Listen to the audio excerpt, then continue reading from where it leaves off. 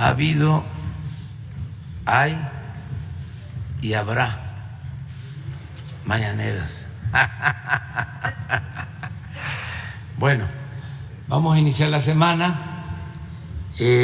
Como siempre, nos va a informar Ricardo Sheffield sobre quién es quién en los precios de alimentos y de combustibles, y posteriormente vamos a informar sobre el avance del Tren Maya y sobre otras obras que se están llevando a cabo.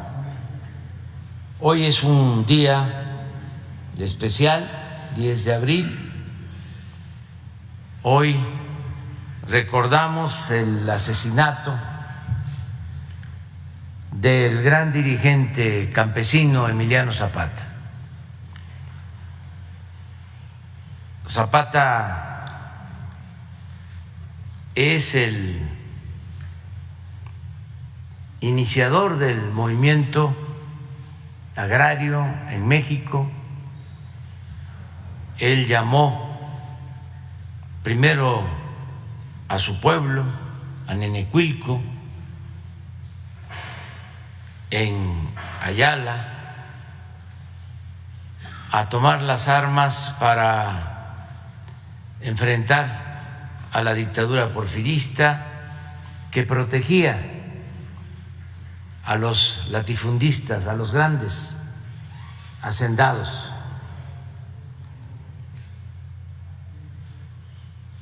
Es momento para recordar que en el porfiriato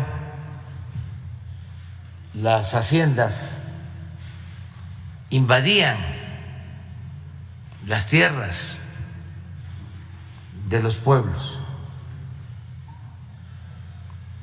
porque suele siempre pensarse que los campesinos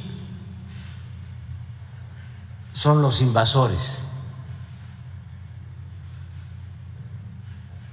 y la revolución en esta vertiente agraria se inicia porque había un auge en la producción de caña de azúcar,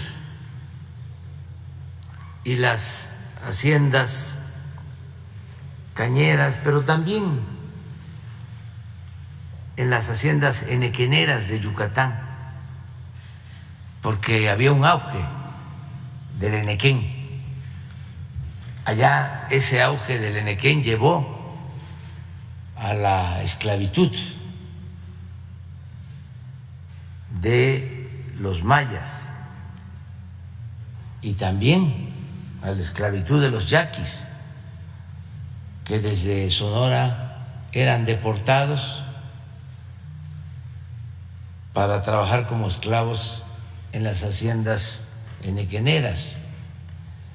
Lo mismo sucedía en Morelos, en Puebla, en Veracruz.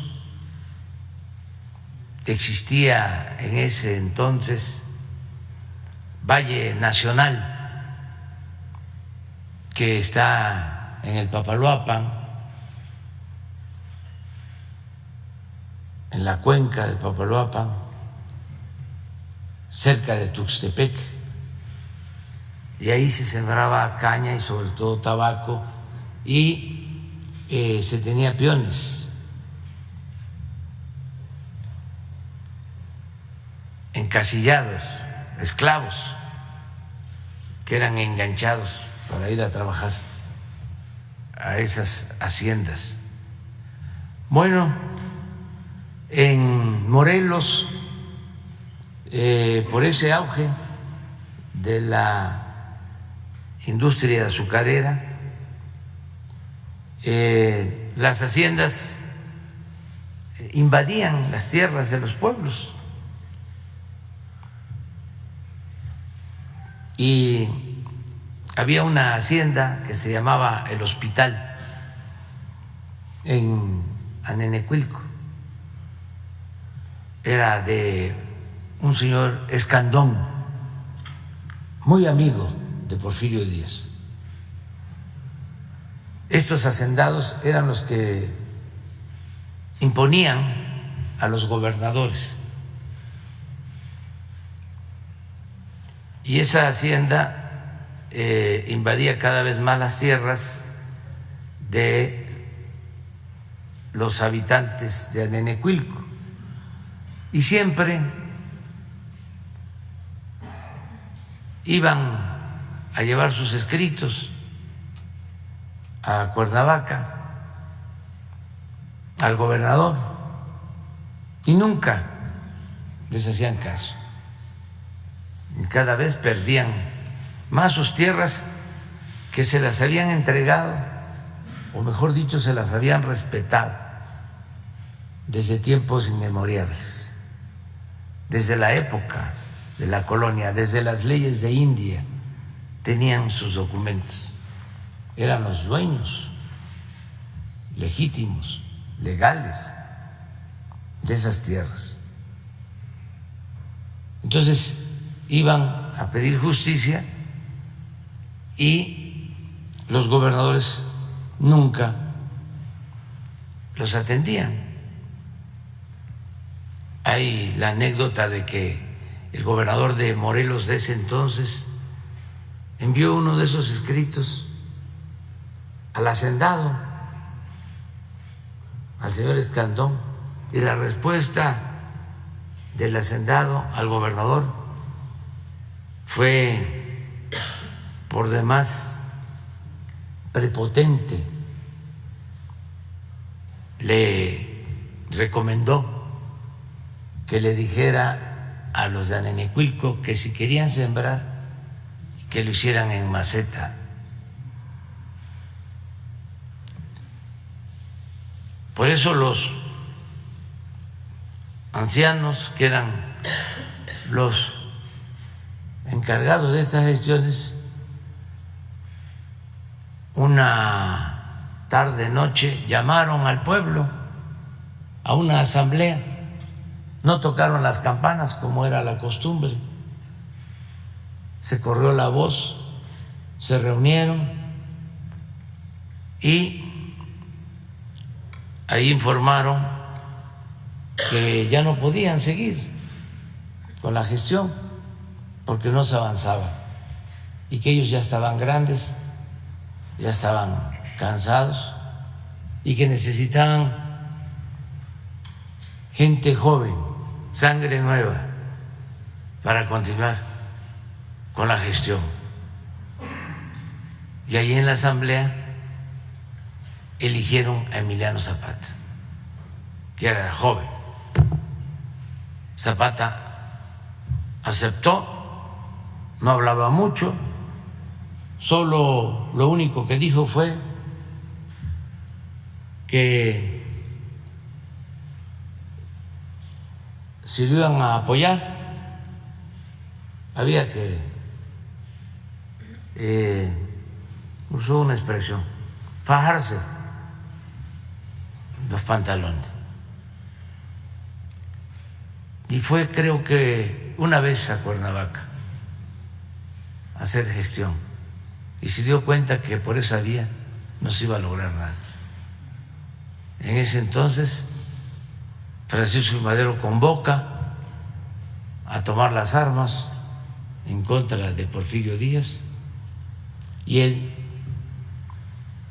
se adhiere al movimiento revolucionario, porque en el plan de San Luis que proclama Francisco Madero en el artículo 3 se hablaba de que si triunfaba la revolución se iban a restituir las tierras a los pueblos que los hacendados de manera arbitraria les habían quitado. Entonces, de conformidad con este artículo 3 del Plan de San Luis, Zapata llama al pueblo también a armarse, a los de Anenecuilco, y empiezan a quitar las alambradas. Y así surge el movimiento zapatista. Así se inicia.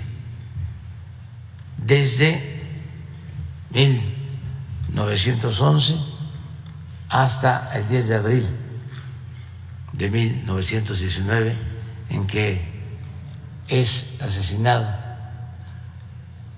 en Chinameca, víctima de una traición de un militar, Guajardo, que lo invita a la hacienda a comer. Ahí estaban los soldados y a la entrada le disparan y lo asesinan.